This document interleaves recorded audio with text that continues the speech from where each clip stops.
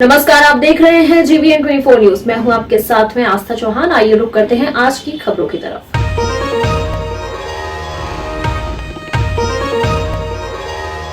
उत्तर प्रदेश के मुख्यमंत्री योगी आदित्यनाथ ने जिनके ऊपर जनता की सुरक्षा की जिम्मेदारी दे रखी हो, वहीं अगर गहरी नींद में सो जाएंगे तो जनता का क्या होगा। जी हां, हमीरपुर में ड्यूटी के दौरान खर्राटे भरते हुए यूपी 112 में तैनात पुलिसकर्मी का वीडियो वायरल हुआ है।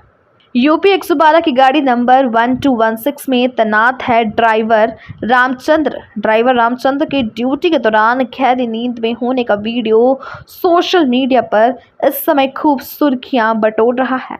पुलिसकर्मी के इस कदर नींद में खर्राटे भरने का वीडियो वायरल होने से यूपी 112 पर जनता की सुरक्षा को लेकर सवालिया निशान खड़े हो गए हैं।